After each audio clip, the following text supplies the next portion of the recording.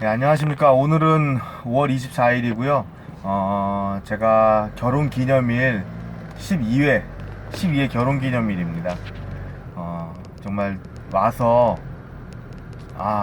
저한테는 진짜 과분할 정도의 많은 사랑을 와이프한테 받았고, 또 딸아이한테서 정말 내가 아빠가 된 것을 더없이 기쁘게 하는 선물을 받았습니다. 무엇이 이것보다 더 기쁘겠습니까? 하나님의 영광 안에서 저에게 주어진 이 축복을 저는 소중하게 여기고 있습니다. 제가 운전하면서 영상을 촬영한다고 뭐라 그러신 분이 계신데, 저는 말로만 하고 있는 거지 실제로 전방 주시를 갖다가 철저히 하고 있고요. 양쪽 백밀러 보는 정도의 시선, 이 정도 누가 운전하면서 할 수 있는 그 정도 시선 처리만 하고 있기 때문에 안전에는 문제가 없음을 분명히 말씀드립니다. 제가 오늘 여러분에게 드리고 싶은 말씀은, 우리는 하나님 앞에 사죄해야 된다 라는 글을 말씀드리고 싶습니다. 여러분이 아시는 분도 계시고 모르신 분도 계시지만, 분명히 말씀드릴 것은 우리나라 기독교가 태생적으로 굉장히 그렇게 사실은 올바르지 않았다는 것을 분명히 말씀을 드립니다. 우리 어머니가 목사님이시고 우리 가족이 기독교 집안이지만 잘못된 건 잘못됐다라고 말할 수 있어야 된다고 저는 생각을 합니다. 실제로 민족문제연구소에 등재되어 있는 목사만 10수명에 달하고요. 또 그들 중에서는 일제의 천황의 뜻을 하나님의 말씀 위에다가 둔 사람도 있었습니다. 장로교뿐만 아니라 감리교, 기독교에서도 엄청나게 많았고요. 심지어는 신사참배를 하는 것이 이제 국민의 도리다 라고 연설했었던 목사들도 있었습니다. 그분들이 실제적으로 어떻게 됐느냐라고 따지면은, 정말 안타깝게도 이 사람들이 나중에 친일로 승승장구하다가 나중에 이제 광복하게 되면서 잡혔거든요. 잡혔는데 이승만 당시 대통령이죠. 당시 대통령에 의해서 풀려나면서 아주 그냥 신학교를 갖다 여러 개 차리면서 화려한 삶을 살다가 왔어요. 과연 이 사람들이 김신양 장로교 목사라든가 그 당시 부총회장까지 지냈던 사람인 거죠. 이런 사람들이 과연 우리나라 기독교의 뿌리라고 말을 해야 된다는 게 정말 진짜 안타까울 뿐입니다. 실제로 1938년도에 감리교 같은 교도에서는 신사참배를 공식화했죠. 같은 해 9월에는 장로교도 신사참배를 공식화했습니다. 어떻게 하나님의 말씀을 지키는 사람들이 귀신을 모아둔 곳에 가서 고개를 숙이는 것을 합리화시킬 수 있겠습니까? 근데 문제는 뭐냐면은, 그러니까 이런 일이 벌어졌을 때 네 가지 증세가 일어난다는 거, 네 가지 이제 형태가 나타났다는 겁니다. 이제 하나는 이제 적극적인 저항이죠. 말 그대로 우리는 하나님의 아들이기 때문에, 하나님의 아들딸이기 때문에 이건 있을 수 없다. 모진 고초와 고문으로 세상을 마감하신 분이 굉장히 많으십니다. 이런 분들 같은 경우에는 진짜 말 그대로 순교를 하신 거죠. 두 번째는 은둔 생활이나 혹은 이제 망명을 하시는 경우입니다. 망명을 해서 이제 하나님의 말씀을 지킨 거죠. 국내에서는 어려우니까요. 세 번째는 잘 지키고 있다가 잡혀서 고초와 고문이나 회유를 당해서 이제 신사참배를 하게 되는 경우입니다. 이해는 하지만 하나님의 뜻은 아니죠.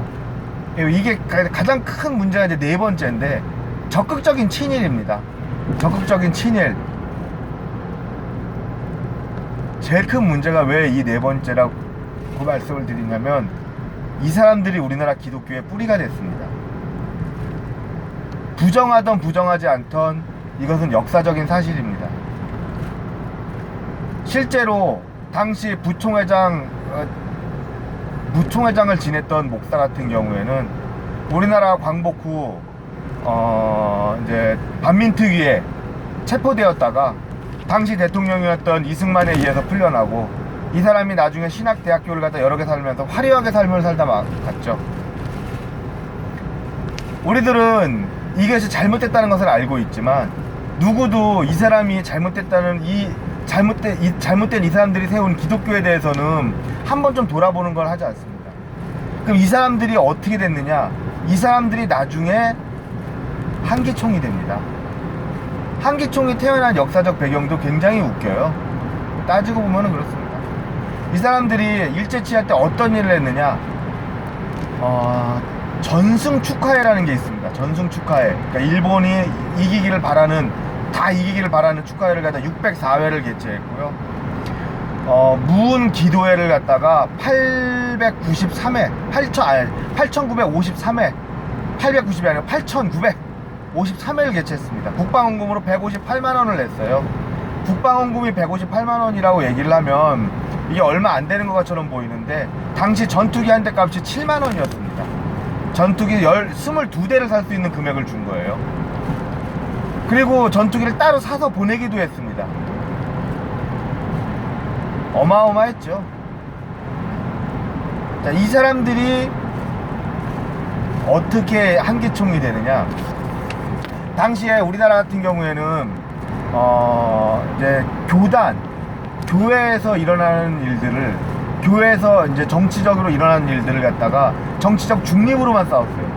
민주 투사들이 싸워서 도망 오거나 그러면은 그들을 숨겨주는 걸 당연시 했었어요. 왜? 그것이 정의라는 걸 알고 있었으니까. 근데 이게 박정희 시대 때 이게 굉장히 눈에 가시였거든요. 박정희 시대 때 이걸 무엇을 했느냐? 기독교 내에 박정희의 세력을 만듭니다. 박정희의 세력을 만들어서 기독교인끼리 싸우는 것처럼 외부에다 묘사를 하죠. 마치 두 개의 같은 의견이 있는 것처럼 묘사를 합니다. 죄송합니다. 두 개의 다른 의견이 있는 것처럼 묘사를 합니다. 그러니까 기독교 내에서 서로 의견이 분열된 것처럼 얘기를 해요. 그걸 갖다가 조정한 게 어딥니까? 안기부입니다. 제가 지금 한 말들은 전부 다 역사적으로 기록이 되어 있는 말들입니다. 이 한기총이 커서 어떻게 되느냐? 우리나라에서 실제로 가장 큰 영향력이 있는 기독교 단체가 됩니다. 그 기독교 단체가 모여서 어떻게 되느냐? 전광훈 같은 사람을 만들어내는 겁니다. 이제 왜 우리가 하나님 앞에 엎드려서 사죄해야 되는지 아시겠습니까? 일본 천황을 하나님 말씀 위에다가 둔 사람들이 만든, 그런 사람들이 뿌리로 있는 그 교회 단체가 우리나라의 교회 역사를 지배해 왔습니다. 물론 지금 한기총은 우리나라 한국 교회의 세력을 거의 다 잃었습니다. 한 3% 내외 정도밖에 안 되죠. 지금 한 교총이 영향력이 큰 걸로 알고 있습니다. 하지만 우리는 이것을 알아야 됩니다. 우리나라 기독교의 역사가, 우리나라 기독교의 뿌리가 하나님에게 있지 않다는 것을 알아야 됩니다. 사랑하라고 한 하나님의 말씀, 예수님의 말씀을 자기의 이익을 위해서 쓰는 사람들이었거든요. 그걸 합리화해 왔어요, 항상. 왜? 그게 자기한테 편하니까. 무엇이 중요한지, 무엇이 정말 올바른지를 따지는 게 아니라, 내 말은 길이요, 진리요, 생명이다. 내 말대로 해야 된다. 내가 최고다. 그러니까 목사 입에서 속옷을 내리면 내 성도요, 내리지 않으면 내 성도가 아니다라는 쓰레기 같은 말이 나오는 겁니다. 왜 제가 여러분들에게, 왜 우리는 이제 과거에 있었던 그 사람이 과거에 무슨 일을 했는지 알아볼 수 있는 능력을 왜 강조하는지 아시겠습니까? 우리는 과거에 그 사람이 했었던 것을 알아보고 그 사람을 평가할 수 있습니다. 더 깊게 가보면은 우리나라 기독교가 갖고 있는 근본적인 뿌리의 시작을 알 수 있습니다. 당시 평양신학교에서 마지막까지 신사참배를 거부하며 옥중투쟁을 하셨던 목사님들은 대부분 고문으로 돌아가시거나 큰 고초를 겪으셨죠. 우리나라 기독교에서 뿌리가 됐었던 사람들은 다 누굽니까? 일본에 앞장서고 일본의 뿌리를 두고 일본의 말을 하나님의 말씀 위에다 뒀던 사람들인 겁니다. 이 사람들이 어떻게 하나님의 말씀을 제대로 정한다고 할 수 있겠습니까? 이런 뿌리를 가진 사람들이 어떻게 하나님의 말씀을 받든다고 할 수 있겠습니까? 제가 이 말씀을 드리는 이유는 딱 하나입니다. 내가 잘나서? 아닙니다. 저도 쓰레기죠. 저도 쓰레기예요. 저도 남 시기 질투 많이 합니다. 그렇다고 해서 제가 무슨 뭐 물욕심이 없느냐? 아닙니다. 저도 물질에 대한 욕심 큽니다. 하지만 최소한 저는 하나님을 무서워할 줄 압니다. 잘못된 게 잘못됐다라고 말할 줄은 압니다. 제가 말씀드렸지 않습니까? 우리 집안에서 가장 유명했던 사람이 고려대학교 총장인데 그 사람이 친일파라고. 그거 역사적으로 변하는 거 아닙니다. 역사적으로 변하지 않아요. 우리 집안의 친일파, 가장 유명했던 사람이 친일파라는 사실은 역사적으로 변하지 않습니다. 창피해요. 하지만 그거 미화하지 않습니다. 내가 그거 미화해봤자 나만 바보 되는 거예요. 중요한 거는 앞으로 그런 일이 있었을 때 내가 그것을 다시는 그런 일이 일어나지 않도록 해야 된다는 것이지, 내가 우리 친척 중에 누군가가 친일파니까 그 사람을 미화하고 그 사람이 마치 대단한 일인 것처럼 꾸며가지고 하면 그게 역사가 바로 서겠습니까? 저는 최소한 부끄러워할 줄은 알아야 된다고 생각합니다. 우리 스스로 교회가 크길 바라십니까? 기독교가 정말 훌륭한 기독교가 되길 바라십니까? 우리 기독교가 어떤 뿌리를 갖고 있고 무엇부터 시작을 해야 되며 우리 기독교가 앞으로 무엇을 해야 될지를 갖다가 논의하는 자리가 빈번하게 일어나야, 그래야 우리 기독교가 발전하는 겁니다. 잘못된 걸 잘못됐다고 얘기하지 않고 잘못된 사람을 쳐내지 않으면은 그 조직은 반드시 썩습니다. 그 썩은 조직의 단편이 누굽니까? 그 사람이 정광훈입니다. 정치 목사 정광훈. 제가 분명히 말씀드리지만 그 사람은 절대로 하나님이 용서하지 않을 겁니다. 목사의 탈을 두고 하나님의 말씀을 빙자해서 자기 이익을 챙기려는 자식들.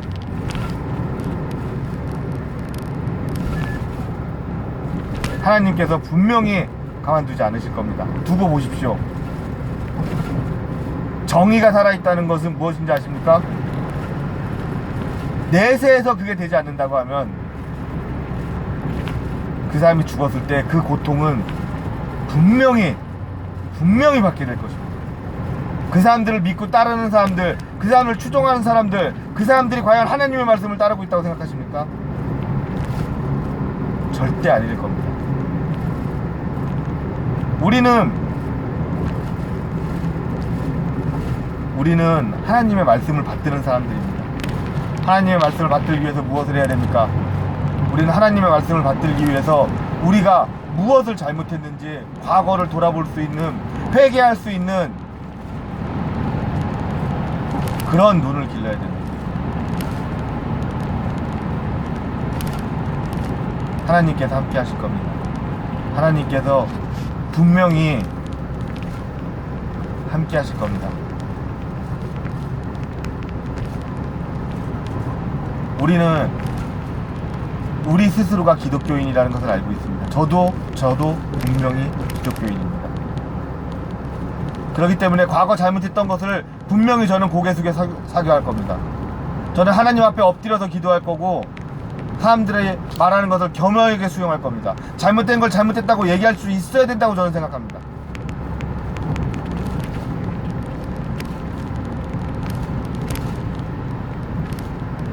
교회가 하나님 말씀을 두려워할 줄 알아야, 그래야 그 교회가 바로 된 교회라고 저는 생각합니다.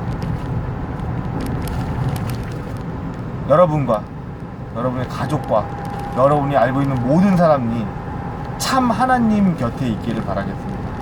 하나님처럼 꾸며이고 있는 마귀의 손에 있는 게 아니라 참 하나님 옆에서 그분 앞에 엎드려 기도하는 사람이 되길 바라겠습니다. 반드시 그러리라 믿겠습니다. 여러분에게 하나님의 가호가, 하나님의 영광이 함께 있길 바라면서 수요일날 뵙겠습니다. 감사합니다.